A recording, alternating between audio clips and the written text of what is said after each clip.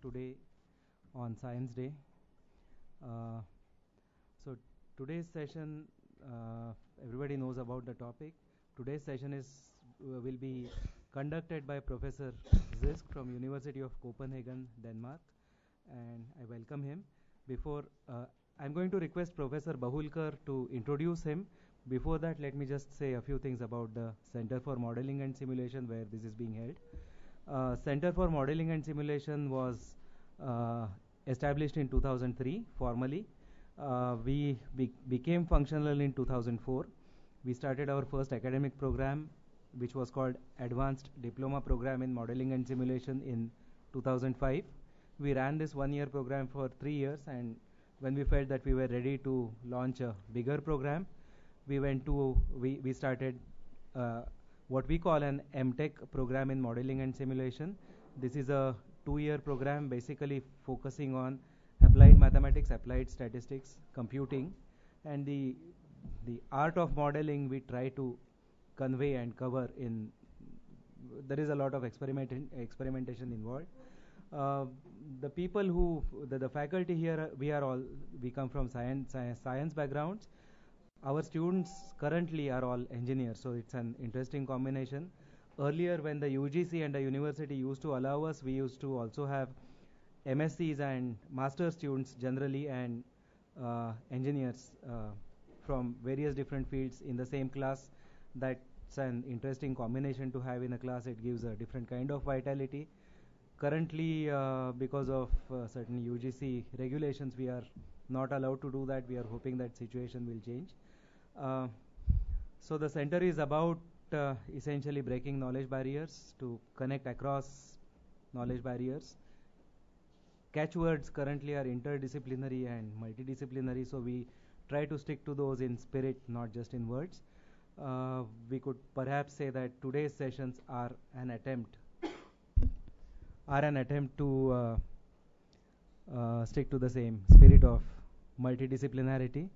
And I welcome you all again here. I particularly welcome Professor Zysk here, 2 visitors from Germany, Martin and Stefan. And I request Professor, I'm sorry, I forgot to mention this. Professor Zysk is a visitor in the Pali and Buddhist Studies department on the campus, and this session basically came about because of them. So I would like to thank Mahesh and Lata here who represent that department, and Professor Bahulkar is also affiliated to them.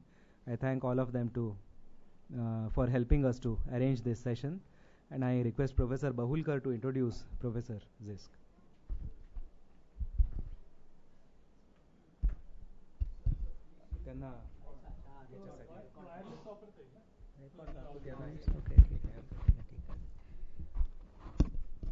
It's my pleasure to introduce Professor Kenneth Zysk. As you know, he's the professor of Sanskrit at the University of Copenhagen and head of the Department of Cross-Cultural and Regional Studies, and also head of the Center for Indian Sciences. Professor Zysk is one of the few scholars in the West who have extensively worked on ancient Indian sciences, particularly classical Indian medicine, which is called Ayurveda.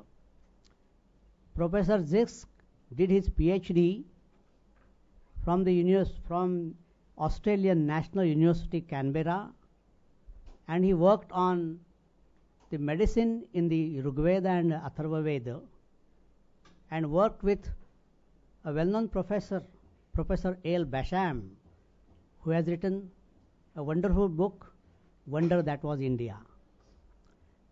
Professor Zysk has been working on Sanskrit literature in general and Indian medicine in particular, and has written a number of books. One of them is Healing in the Veda, published by Motilal Banarsidass, Delhi, and has written a number of articles connected to Indian medicine. He has also, recently worked on ancient Indian physiognomy and has written a book in 2 volumes on ancient Indian physiognomy, published by E.J. Brill. He is presently working on various topics, including Purusha Lakshana and Stri Lakshana marks on the body, female and male bodies. I welcome him and request Mihir to continue. Thank you very much. We follow very few formalities. I request Professor Zysk to take over. Thank you. I won't use that. I'll just use this here. I welcome you here to this talk, which is going to be rather an impromptu presentation. I have some things here that I've got on a PowerPoint, so I can try to explore modern technology, which eludes me most of the time, and I end up getting something wrong and it doesn't work and so on. In any case, I was asked to give a talk. Yeah. You can't hear me? Maybe I put it up a little higher then. Can you hear me now? Okay, good. So this talk came to me kind of at the last minute. But I must say it's something that I've always been thinking about. When you explore these ancient texts, these ancient Sanskrit texts, you enter into another world of thinking. In order to do it properly, you have to go into the mindset of the author. You have to enter into his world. And that means you have to try desperately to bracket out your own world view, your own understanding of things, to try to understand their way of thinking. So my task has been to struggle with that. How do I enter into the mindset of these ancient peoples, these ancient Indian people, the people who were responsible for composing the Vedic texts? And then entering into it not to hear the hymns so much or not to understand so much the way in which they understood religious things, but how did they understand what we call science, in particular medicine, healing? Because healing is something that is universal. All human beings fall sick, become injured, and all human beings want to remove this suffering from themselves. And various people have done it in various ways throughout time. We in the West have developed a particular mode of dealing with that, which, whether one wants to admit it or not, is the preferred mode for healing today. But other people didn't quite see it that way, especially the Vedic people, the most ancient of the Indian people. They saw it in a different way. So the quest is, the challenge, if you will, is, can I understand these people's mode of thinking from the perspective that I am in today? I mean, is there really science in the Veda, in the sense that we understand science? I would have to say categorically not. No. But can we go in and understand what they understood to be science? This is really the challenge you have to find yourself, you put yourself in. And if that's the case, then one can say, yes, there is science in the Veda, but it's a particular kind of science. And it should not be a method of understanding that is foreign to us or is something that we cannot get a hold of because we ourselves are steeped in this Western style of scientific thinking which is based on this scientific method that we all learned, especially people here in this field. But I remember as a young boy studying in grammar school, we learned the scientific method, where you make observation, you formulate questions, then the hypothesis, you test the hypothesis, and then you gather data and you construct some kind of experiment to test your data. And then if that doesn't fail, you go back and you refine it. For me, I was always caught in this circle of having to refine the hypothesis to try to get some results. But then then you make general theories based on your data, and then it goes again around and around. So this is the mode of thinking that we have been taught. This is science. Nothing else is science. Nothing will pass for science unless we put ourselves and work with that model. And then if we want to say, okay, that model is fine, we know it, but are there other models, other ways of conceiving the world and understanding it in a scientific way that may be out there that are worth looking at, if not just for the sake of curiosity?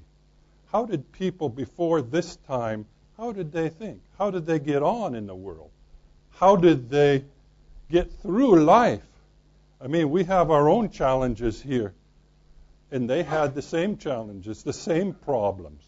So we haven't gotten very far in that regard. Just the ways in which we deal with it. You know, there are more technology, there's more this, there's more that. There's all sorts of things that come in and attack you and do things to make you feel better in the medical realm. To make life easier by all sorts of machines and gadgets. This is an observation my wife and I had while we were here. We were watching one day the people here on campus, and there were all sorts of people doing all sorts of different things. Collecting this, doing that, doing what we would call physical manual things. Cleaning the road by sweeping it, hand sweeping it. We thought, geez, this would never, ever, ever happen in Denmark, where I come from. Instead of 10 people cleaning the road, there would be one person driving in a machine who would clean it. And we thought, well, okay, that's nice, that's fine. But what about these 10 people? How are they going to make a living? How are they going to eke out an existence if they could not simply do some work and earn a wage? Not only to earn the wage, but feel themselves that I'm doing something with my life. I'm doing something. I'm making an improvement. I'm contributing to the welfare of my family, my children. Rather than saying, okay, look at how easy I have made life by putting this machine and driving it along. One person, he gets one wage, and his family goes and lives well. Here in India, 10 people can have that feeling of I'm doing something good for my family and my life. What's wrong with that? Is that so bad? It's not the most advanced technologically. It doesn't have this machine that's doing the work for me. So the question is it always the best for human beings to have advanced technological gadgets and gizmos that make life easier? Maybe not. Maybe there's a model here. Maybe there's a lesson to be learned by giving more people the opportunity to feel good than fewer people.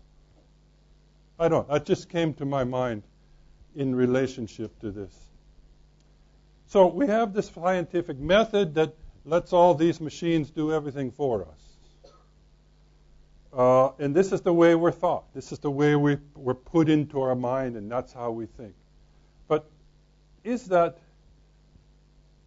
what the Veda is all about? First of all, the Veda, when you talk about the Veda, there are various ideas of what is the Veda. Officially speaking, from the point of view of the literature, the Veda consists of the Samhitas, Rig Veda, Samaveda, Yajuh Veda, and Atharva Veda, the Brāhmanas, and the Upanisads, the early Upanishads, which are known as the Vedanta, the end of the Veda. This is it. Nothing else usually will pass in the academic, the scholarly, the Brahmanic, the real Pukka Brahmanic circles. But in this Veda, something comes up that allows us to see two particular worldviews that can help us understand the way these people think. The first worldview is based on, both of them are based on myths of creation. The way in which the world was put together is fundamental to our understanding of the world. We in the West, who are brought up in the Judeo-Christian religion, we're taught that God created the world in 6 days. The seventh day was given to rest. Hence, we have a week of 7 days. We cannot think of a week in any other way than 7 days. You can't have an 8-day week, a 10-day week. You can only have a 7-day week. Why? Because it's part of our myth of creation, simply. The same thing applies here in the Vedic worldview through the myths of creation. The first one is based on a sacrificial model in which the world was conceived of being created through the sacrifice of a cosmic person. It's interesting because sacrifice of a person, were they thinking also in terms of human sacrifice? Perhaps. Perhaps they were. But this is how the worldview comes together based on that myth. And I'll just read part of it so you understand. When they divided the man, into how many parts did they divide him? Sacrifice him. What was his mouth? What was his arms? What were his thighs, his feet? The Brahman caste was the mouth. Of his arms was made the warrior, Kshatriya. His thighs became the Vaishya, and his feet became the Sudra. So here, in this myth of creation, we have the forecast. Pure and simple, from higher to lower. The mouth higher up on the person, the higher the Shudra, being the feet, they're lowest to the ground, so they're the lowest. That's the way it is. That's how it was. God created it that way. That's how it was. The moon rose from his mind. From his eyes was born the sun. From his mouth, Indra and Agni. From his breath, the wind was born. From his navel came air. From his head there came the sky. From his feet, the earth, the four quarters from his ear. Thus they fashioned the world. So here, through this sacrifice, the cosmos was created. With sacrifice to God, sacrifice to sacrifice, whatever that means. These were the first of the sacred laws. These mighty beings reached the sky, where are the eternal spirits, the gods. So here we have in this myth of creation, the social order for Indians to follow, Hindu Indians to follow, the way the cosmos was put together, and so forth. You cannot think of it in any other way. In the same way we cannot create an 8-day week, you cannot create a 7-caste system. It just doesn't exist. It's there, and it's part of our being. And this then structures the way in which the world has evolved. But there's another myth of creation that I really think brings about something, another spark of thinking that leads to another whole realm of understanding that I think we can identify with today. And this myth of creation is known as the Hymn of Creation in the same book, the late 10th book, 10th mandala of the Rig Veda. And it represents a mind that is not locked into a particular mode of thinking, but one that is inspired to think out of the box, as it were. And this is a beautiful hymn, I think, one of my most favorites. Then even nothingness was not, nor existence. There was no air then, nor the heavens beyond it. What covered it? Where was it? In whose keeping? Was there then cosmic water in depths unfathomed? Then there was neither death nor immortality, nor was there then the torch of night and day. The one breathed windlessly and self-sustaining. How can you breathe windlessly? There was that one then, and there was no other. At first there was only darkness, wrapped in darkness. All this was only unilluminated water. That one which came to be, enclosed in nothing, arose at last, born of the power of heat. In the beginning, desire descended on it. That was the primal seed, born of the mind, born of the mind. The sages who have searched their heart with wisdom know what is kin to that which is not. And they have stretched their cord across the void and know what was above and what below. Seminal powers made fertile mighty forces. Below was strength, above was impulse. But after all, who knows? Who can say whence it all came and how creation happened? The gods themselves are later than creation. So who knows truly whence it has arisen, whence all creation had its origin? He, whether he fashioned it or whether he did not. He who surveys it all from the highest heaven, he knows, or maybe even he does not know. What kind of mind created this poetry? What was going on here in this person's mind at the same time that this stable sacrificial system was there? Here, I think, we begin to see the seeds of what could possibly be a scientific mode of thinking.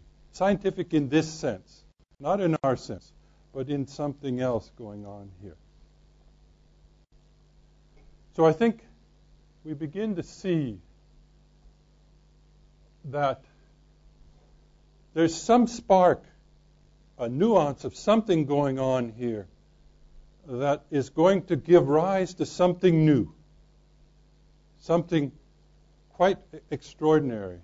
The whole idea of heat, the whole idea of separating things into two, above and below, male, female, these kinds of things.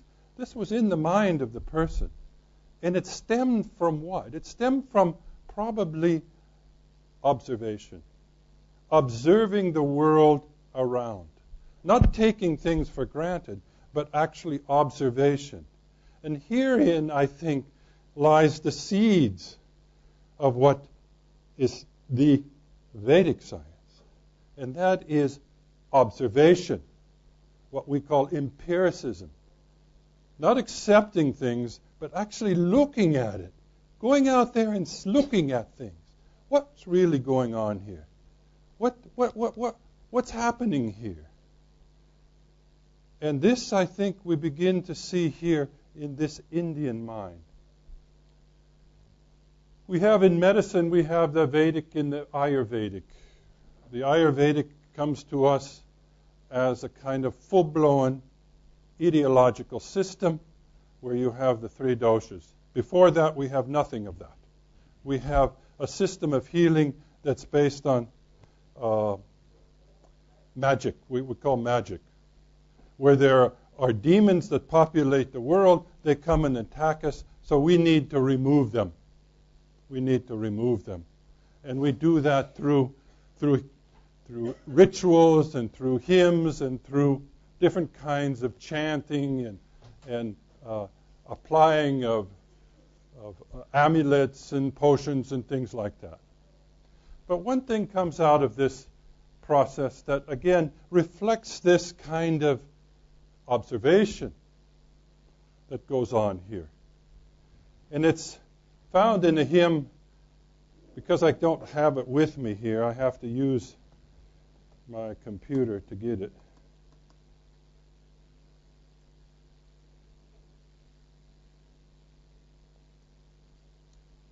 And it's a hymn to the demon Takman, who is very, very popular disease demon in the Atharva Veda.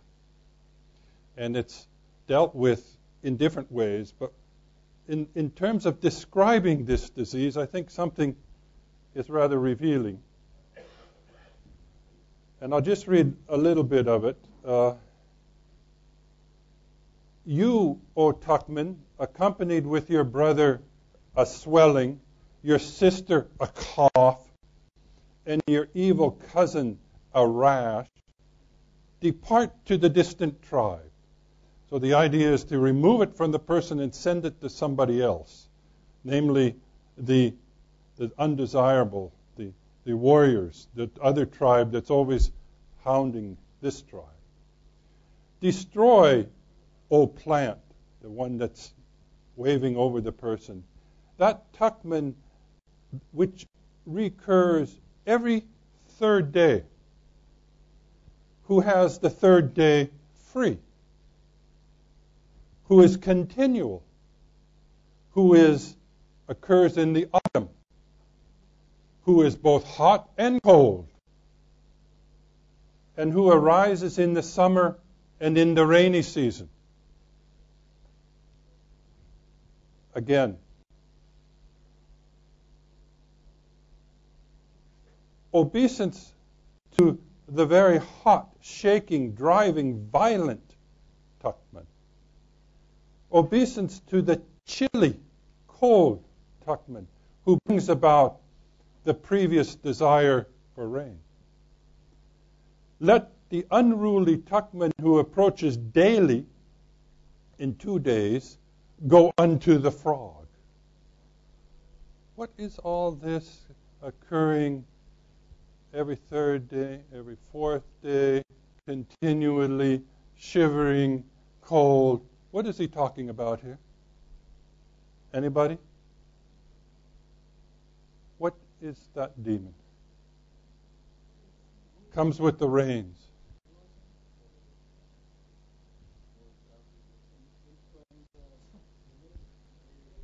It's some kind of a fever, no?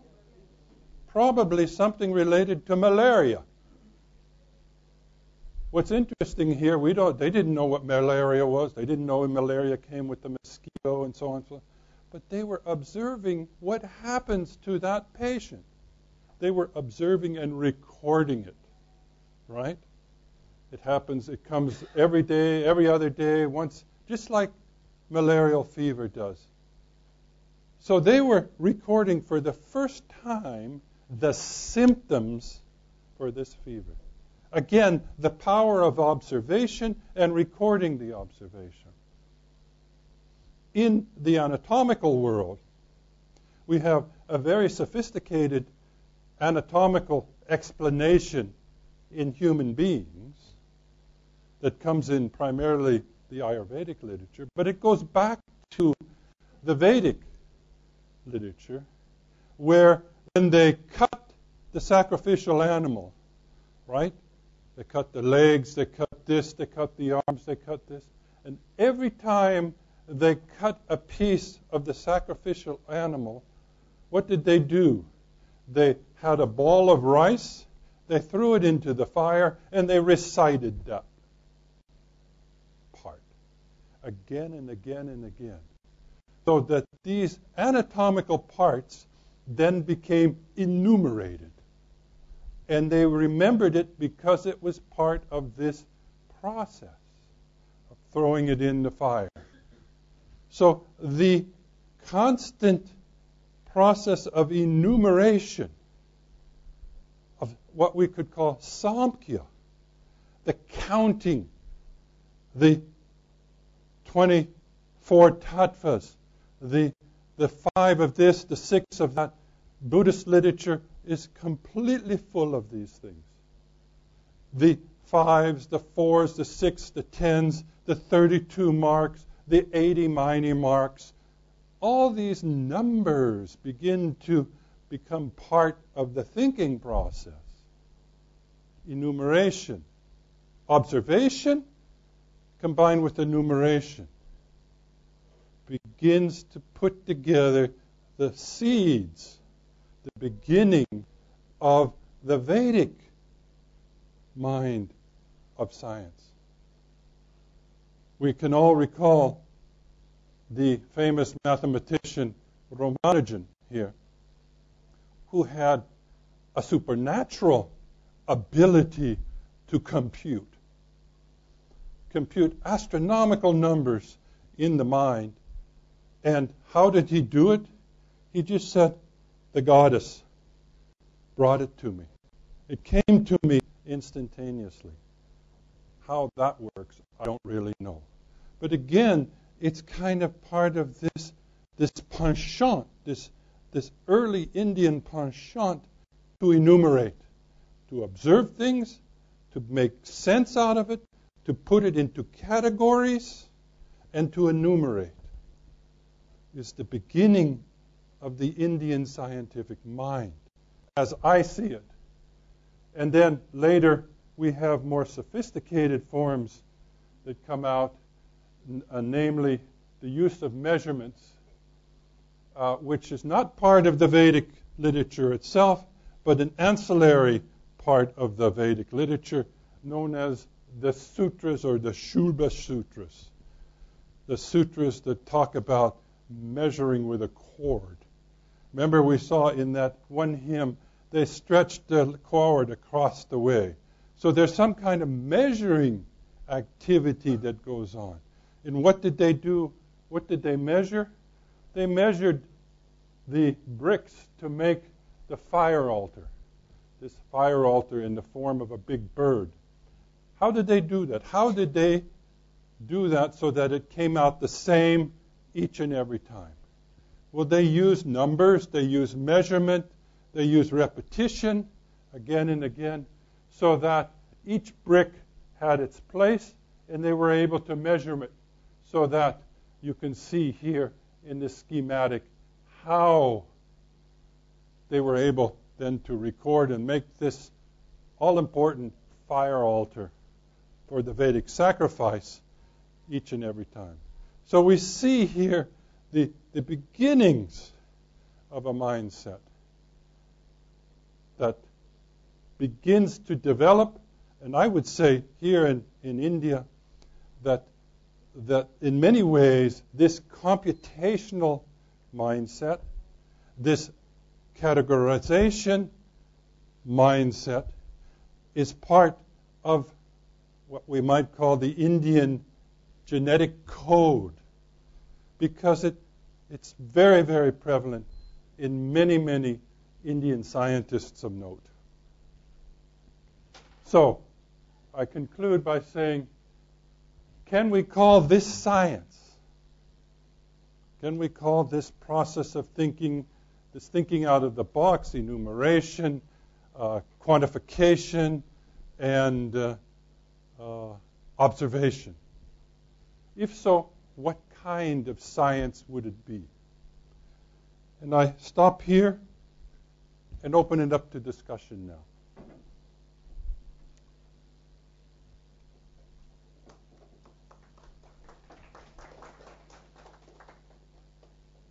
What are your thoughts?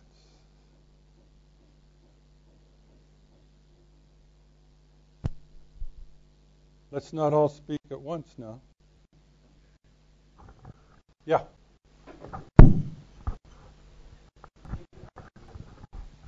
Right. Do you have a mic for him?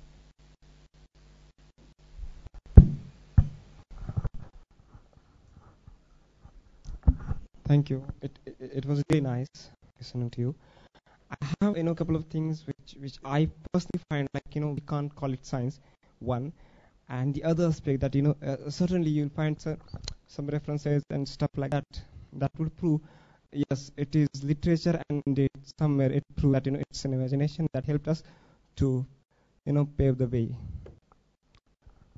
The fundamental point that I still didn't understand so far. Which I in fact don't like, is like the myth of creation. Not only Vedic, you can go for Africa, for that matter, Christian worldview. So I simply don't understand, like that seems that we are not talking about science. Right. What? That they, in fact, the Indian tradition, the Vedic tradition. So the myth of creation. The first point. It seems to me like they were somewhere not scientific, but while dealing with things, be it observation, be it the practices, somewhere they were they then were little scientific. Yeah. So my question, is something that do you personally agree with this this myth of creation, that kind of worldview? Do you agree with that? Which one? We had two of them here. The first one, not the second. The second is quite okay, so we can understand the second one, but the first one. Yeah, that's the interesting point. We can understand the second, but not the first. The second one is one that's saying, we don't know. We really don't know. But the first one is giving you everything you need. You don't need to question it. It's there. And you ask me whether I believe it. Mm-hmm. It's not for me to decide whether I believe it or not. What it is that the people did believe it. They believed it. And for them it's true. And that's what's important.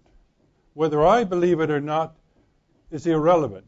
What is relevant is for those people. But sorry to interrupt, but we had many darshanas, I guess 6 to 7 darshanas, right?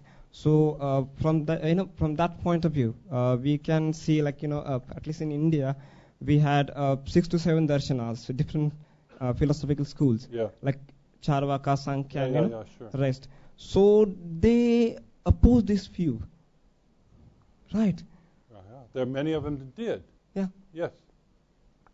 So it was one worldview. But if you didn't believe in it, right? If you did not believe in that myth, and many people would say, no, I don't believe in that. That's not science. That's nothing. Most of the people probably would say that. Then how come you still have a caste system?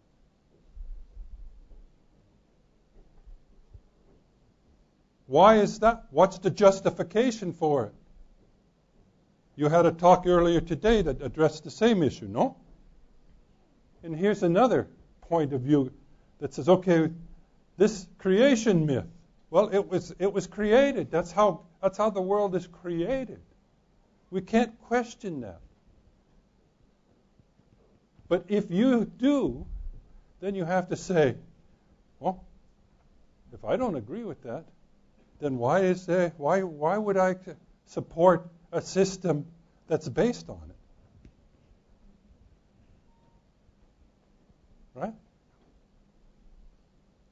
Okay. Yeah, I'm done. Thank you. I think this question was anticipated because Purusha Sukta is being seen as the source of all the evil that we see around happening related to the caste system. And maybe I don't know if Samhitas, I'd would you like to use the comment word on this? evil, but it just is what's there.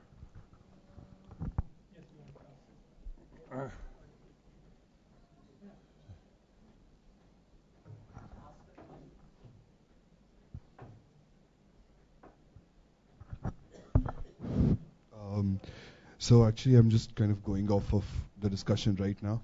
I just want to know what your opinion is about it. So my understanding of the primal sacrifice theory, to put it in a sense, is that it's not the sacrifice of the being in the beginning, but the sacrifice of every individual. In the sense that if you are sacrificing your brain in your lifetime towards maybe academia or towards studying things, then you're doing the work of what would be the Brahman. Or if you're giving your life and sacrificing your feet in the process of maybe doing the menial jobs, such as clearing the street, as you said, then you're doing the work of the Shudra. So the caste system, when I look at it, the way I was thinking about it was that it's not something that's defined by what you were born as, but more as to what you're doing in the next few years. So what's your opinion about that outlook? Well, I don't really know that. I mean, that sounds like an interpretation for one reason or another. But certainly the myth itself, the Purusha Sukta, was a creation myth. It doesn't mean that each and every one then is creating their own life and fitting themselves into that structure. It was a myth that explained the world in which we live. And it's an easily understood system. You don't need to think much about it. This is just the way it is. That's the way it was done in the beginning, and I have no control over that. And that's the way I think it has been perpetuated along those lines. But one should always remember this other myth of creation that says, wait a minute, what's going on here? What is this all about? That's also from the same group of people, same thinking mind,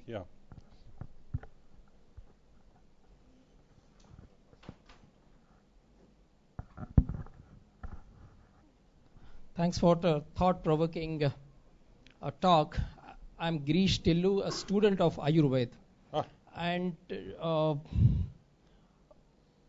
science in Vedas, I think we need to discuss about a few fundamental approaches and principles.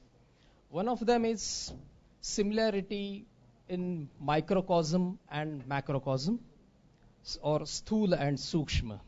And the entire living, they are part of bigger microcosm, and the interaction between these two is in continuum, and that is a fundamental aspect of development of any sciences like Ayurveda. That is the fundamental principle in Vedas, what I feel. Another thing is a very precise assessment of causality.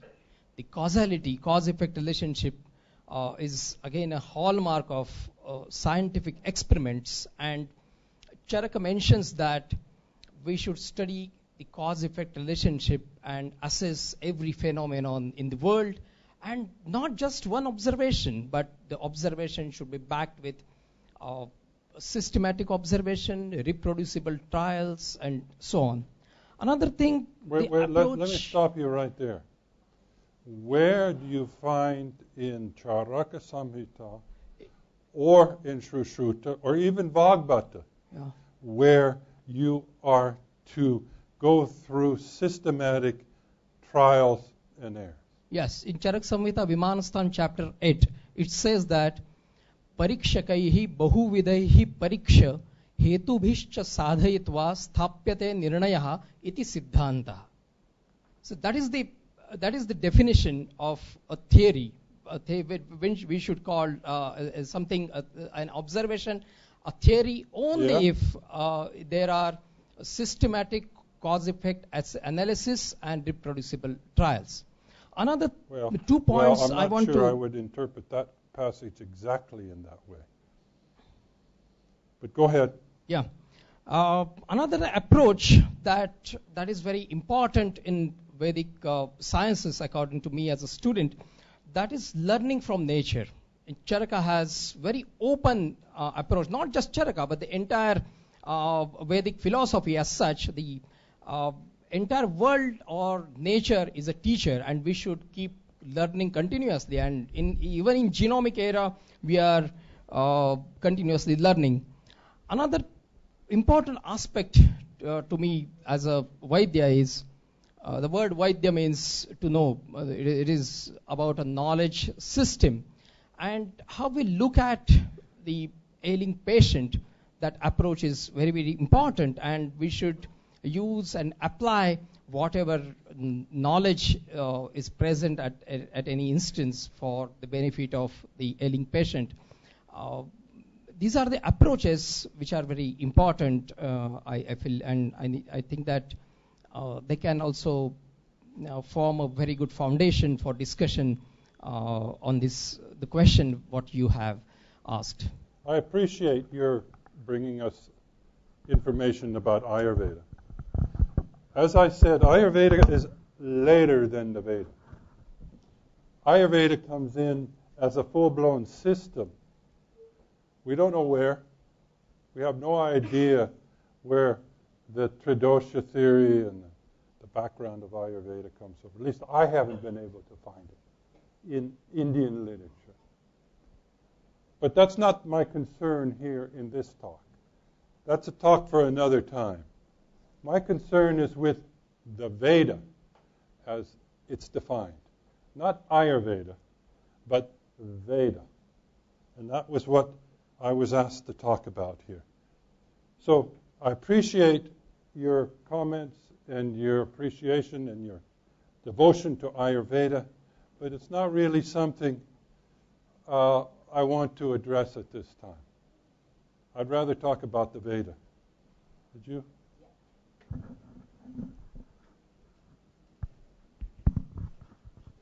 I just would like to know, in the beginning of your talk, you mentioned that you would like to know the mindset of the people who created Vedas. Yeah. Yeah? But then my question is, Vedas were given. Vedas were seen. Vedas were heard. Nobody actually composed them. So how do you actually look at them? I look at them as they are poems that were recited by human beings like you and me. That's a much later version, but... Well, I don't know if it's a later version. It's certainly the idea that the Vedas were heard, but then they were heard and they were transmitted. Yeah. I mean, but otherwise we could all hear the Vedas simultaneously. Correct. But we weren't. But there were certain people, certain gifted people, we may say, who were transmitters of this knowledge. And this knowledge is a particular kind of knowledge. It encompassed the creation of the world. It encompassed a speculative mindset. I understand. And it comes through that. True, I understand. But then you are still talking about the transmitters. But then not the ones who actually conceived. If the one who conceived it, we would not be able to hear it unless it was transmitted to us. And so those who transmitted it to us were those who understood it and who practiced it. They were the ones there that were actually participating in the knowledge. Is there a tool or mechanism to reach out to the people who actually conceived and given? Any effort made in that direction? Say that again.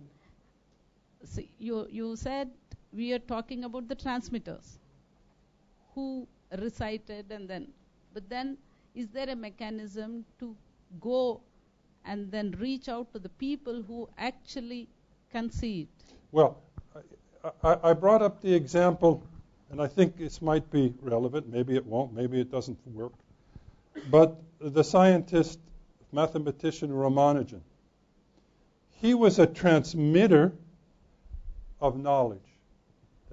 It came to him. Where did it come from? Where?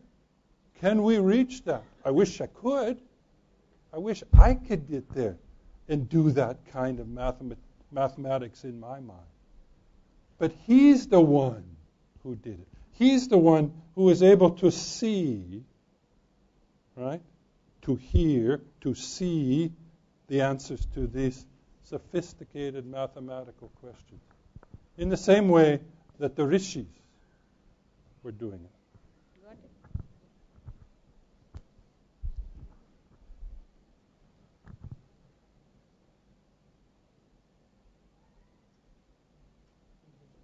Yeah.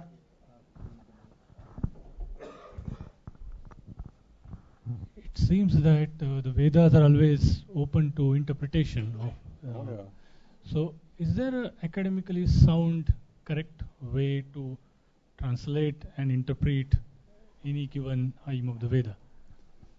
Well, we here in the academic realm rely on what we call philology, which is a kind of a study of language, looking at the grammatical structure, looking at the words, how the words are used in different contexts, the etymologies of the words, and the whole system of linguistic analysis which we use to bring about an understanding of what these words are saying. In every kind of process like that, there is an element of interpretation. You cannot get around that. In many ways, we try to mitigate that by saying, can we really be there with these people? Can we understand it? That's why, oftentimes the study of these texts go hand in hand with archaeology. Can we put ourselves in the place where they were at the time they were doing it to help us understand, to transport us back? Those of us who deal with manuscripts, I have to say, this may sound a little bit fuzzy, but when you touch the manuscript, when you read it, you come closer to the person who composed it, why he did what he did, which way he understood it. So it's a kind of immersing oneself into the process completely. Maybe not as much as Ramanujan or the rishis did, but it is a kind of process that is more or less intuitive involved in it. So there is an element of intuition that's there, but all good scientists know that intuition is absolutely essential for understanding. So it is when we read these ancient texts. We also have an element of intuition that comes to play in it. Although I have to caution myself when I say that to these two German philologists over here who perhaps will look down upon me for saying that. But they know themselves that they too engage in the same process.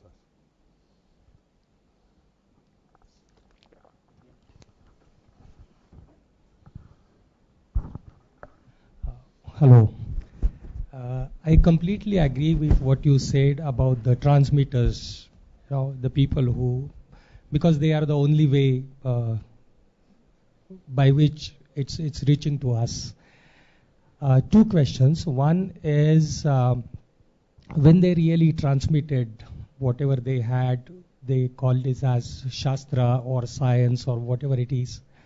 Do you think that they also transmitted what we called as a scientific or rational or scientific temper with whatever they were transmitting at that point of time, which is being carried by the people over the period of time? That's the first question.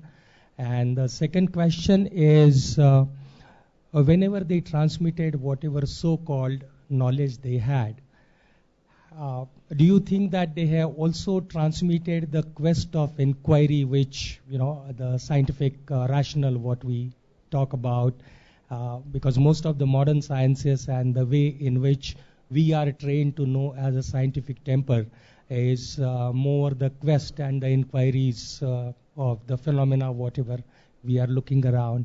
So do you think that the people who did the Vedas and the sciences were successful doing and transmitting this inquiry spirit also with the Vedas transmission? Well, I think to some degree, yes. I mean, if you look at these people as in our own light today, but in a different time frame, in a different world, a world populated by fear, demons, things like that. Take, for instance, the importance of fire in the Vedic realm. Why was fire so important? Well, it gave warmth.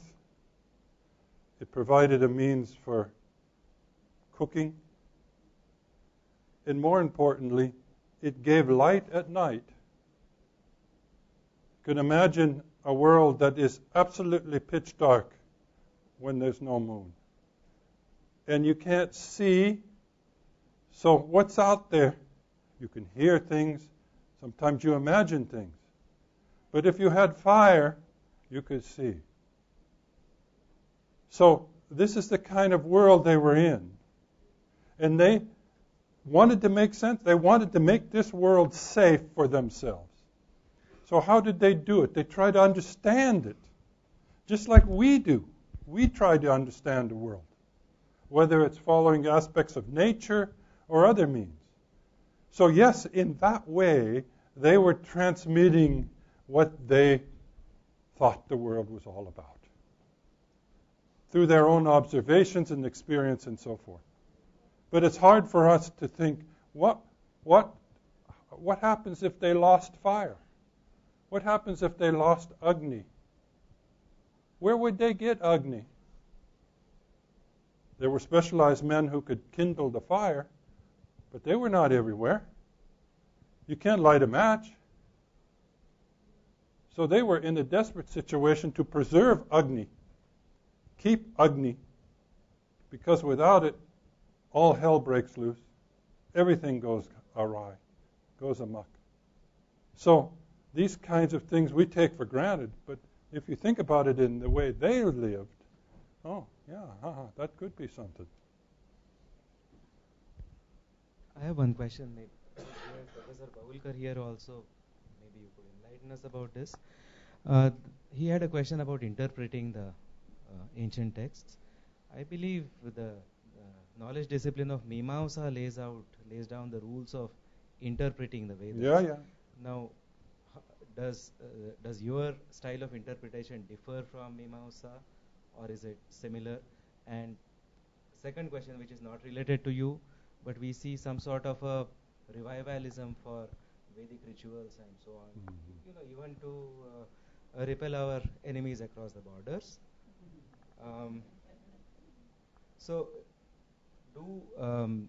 Anyway, lots of claims are being made about the Vedas and what exists in the Vedas. So, if you see these claims against the, it is the same people who claim that they believe in the tradition and so on and so forth.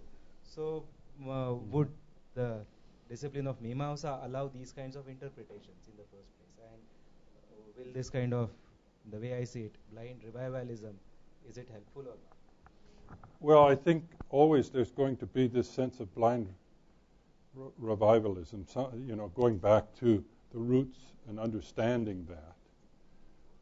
I remember encountering in the diaspora in the United States, a group of Arya Samaj followers, very staunch Vedic followers, who said there was absolutely no meat eating in the Veda. And that's simply not true. It's simply not true. The texts talk about the sacrifice of animals and the consumption of animals. So what do you do? I mean, that's what they believe, but the texts themselves say something different. So they're either ignoring that part of the text, or they're uninformed. But they believe that. And you find that in every fundamentalist religious system. From Islam to Christianity to Judaism, you name it. There is this fundamental belief in what they're told. The Mimamsa interpretation is one way of interpreting the Veda, and we try to understand the Mimamsa. But when we work with the text itself, it's primarily through this philological system, the philological method. Did you want to say something?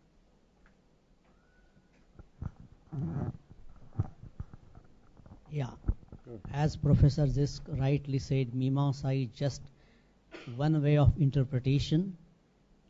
And the followers of that school, they try to look at the Veda or Vedic mantras from the angle of sacrifice, and they try to interpret the Vedas in that way. But that system is not sufficient, and the traditional commentators of the Veda, they take into consideration that system, or more or less they are influenced by that system. But modern way of interpretation, which is based on historical linguistics, it is quite different. And at times, we have a very different interpretation of the Veda. Of course, no one can claim that one has understood the Veda fully. No one can claim that the interpretation one offers is the last one. So the process of interpreting the Veda continues. I take liberty of saying something related to Professor Zysk's lecture.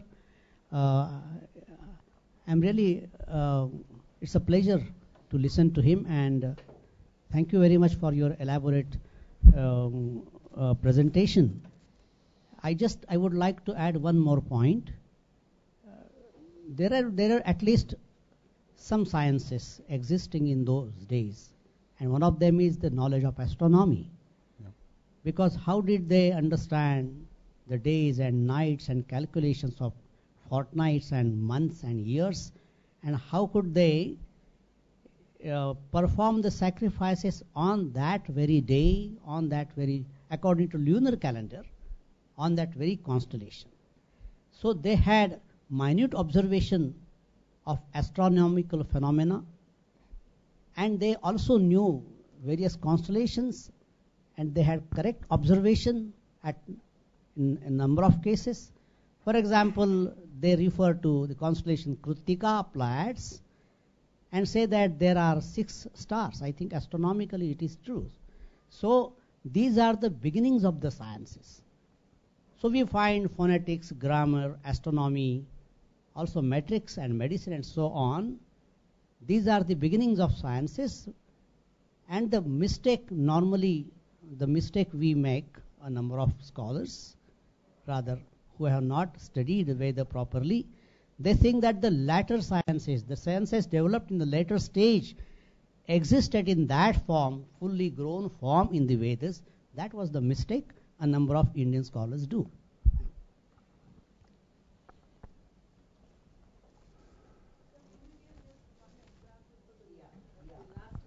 For example, For example, he has mentioned some mantras, a hymn related to Takman, which is a kind of fever, maybe malarial fever. And there are certain remedies mentioned in the Atharva Veda tradition. What happens, the traditional commentator Sayana, when he interprets that hymn, he has good knowledge of Ayurveda. And so he thinks, he looks at the hymn from that angle, and then whatever medicinal herbs are mentioned there, he interprets them according to his knowledge of Ayurveda. But obviously, as he rightly said, the Tridosha theory did not exist in the time of Veda. And they did not have the exact diagnosis of the fever. And various kinds of fever were there, but they would just call it Takman, broadly speaking malarial fever, and there is no remedy as such. But as he rightly said, the way of thinking was different. And that was very similar to all existing, medical theories before them, before those theories were scientifically developed. In a number of cultures, there existed the ways of thinking about the disease, the concept of disease, that is demon disease or disease demon, and the so-called therapeutics, which is common to all, which also existed in the West. That's why you can compare some German formula with some hymn, some mantra of mentioned in the Atharva Veda. The notion is very common. But that cannot be called scientific, because there is no, as Vaidya Tillu pointed out, there is no relation of cause and effect based on scientific thinking. And as you said, I did not want to intervene, but you said about Vedas and its creation, etc. There is a traditional thinking like Veda is called Apaurusheya, not created by any human agency. But what does that mean? The answer is given in the tradition itself, that it is called Asmaryamana Kartruka. The creator of the Vedas were not known, forgotten. But surely it was a creation of great poets, human beings. And he has said, as he has said, they were poets at the same time. They were inspired to create that kind of poetry in a kind of trance. And it's an experience of many poets when they write poems. They are in trance.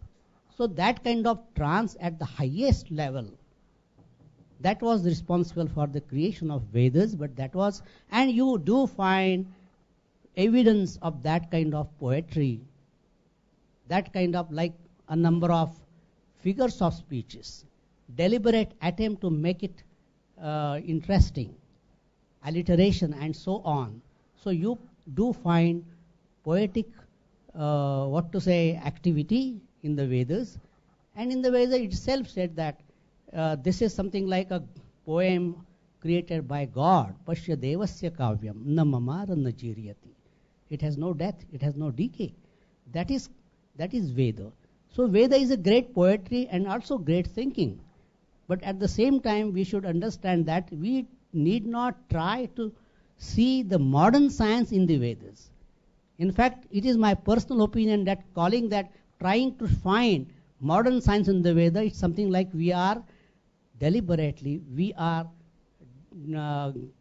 giving something like disrespecting the Vedas.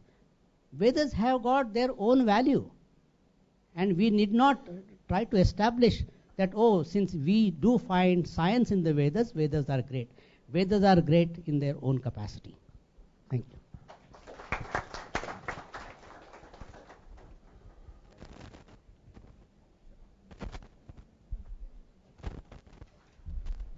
I think we should conclude the session now. So I would like to thank Professor Zysk for this enlightening session. I would also like to thank Professor Bahulkar and Professor Devkar here for helping us arrange this session. And I would like to thank all of you to come here and contribute to the session. As a token of our appreciation, I would like to present them this particular memento. Some of you have seen it in the morning. It's a unique memento created by us. I mean, we have borrowed it from greater minds in art. So I would like to present it to Professor Zysk. May I request Balachandra to give it to Professor Zysk. Thank you very much. To Professor Bahulkar.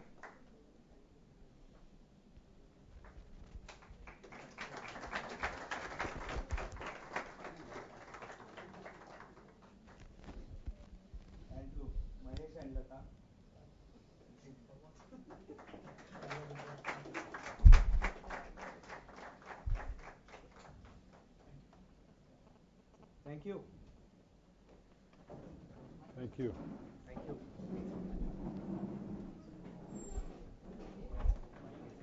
Oh, yeah.